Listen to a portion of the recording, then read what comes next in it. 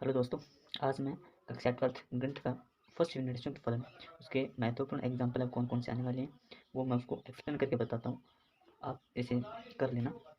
जैसे एक क्वेश्चन है हमारे पास, यदि ए कोई सेट दे रखा है, बी कोई सेट है और सी कोई सेट है, तो ए फंक्शन है वो ए टेंस टू बी है तथा g tends to B tends to C निम्न प्रकार परिभाषित है। तो हमें इसका जी ऑफ कैसे निकालते हैं या एफ ऑफ जी कैसे निकालते हैं वो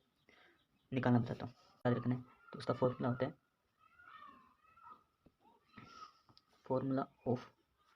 जी ओ एफ। इसका फॉर्मूला होता है g o f into x is equal to होता है g function of x for all जो एक्स है वो बिलोंग्स टू ए से होना चाहिए। ये फॉर्मूला है, इस फॉर्मूले को आप याद रखना। इस किस प्रकार याद रख सकते हैं, जैसे आपको जी ओ एफ एक्स दे रखा है, इतना याद रखा। उसके बाद फर्स्ट यूनिट फर्स्ट है ना यू, इसका जी आ जाएगा, फंक्शन किसका हो जाएगा एफ ऑफ एक्स का। ठीक है, उसके बाद इसका सोल्यूशन करेंगे तो हमें जी ओ एफ और एक्स कितना दे रखा है, एक्स देखो यहाँ पे एक्स की वैल्यू ना एफ ऑफ वन, यहाँ से ये लेनी है, मतलब ये एक्स की वैल्यू, तो ए वाला है तो वो एक्स की वैल्यू होती है, बी है वो वाई की, या इसे हम एफ ऑफ एक्स की वैल्यू भी कह सकते हैं। जैसे ये एक्स की वैल्यू होती है, ये एफ ऑफ एक्स की, ये जी ऑफ एक्स की वैल्यू होती है। ठीक है, वैसे हमें दे रखा है, अगर एक्स की वैल्यू में वन दूँ, एक्स की वैल्यू वन दूँ इज इक्वल टू आ जाएगा g function of x, x का मान कितना ले वन लिया था वन, और एफ ऑफ वन आ गया, F of one, F of one है, इसका मान कितना है हमारे पास, एफ ऑफ वन का कितना मान है फोर, तो जी एफ वन का मान कितना है फोर, इसका मान कितना हो जाएगा जी ओ फोर, जी ओ फोर का मान कितना है हमारे पास एट, इसका मान आ जाएगा एट, यानी g o f one is equal कितना आ जाएगा एट, पहली वैल्यू आ जाएगी। ठीक है, उसके बाद है सेकंड निकालते हैं जी ओ एफ, वापिस फॉर्मूला, अब एक्स के स्थान पर रखेंगे दो, पहले एक रखा था अब दो, two is equal to g function of x, x का मान कितना टू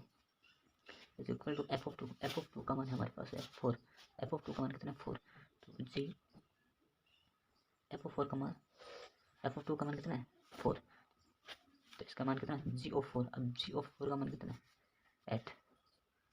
तो आ जाएगा g o f into two is equal हो जाएगा एट, ये वैल्यू है इसकी। अगली है, उसके बाद निकालते हैं g o f into x का मान की बार थ्री लेंगे, तो आ जाएगा g function of x, x का मान तीन इज इक्वल हो जाएगा जी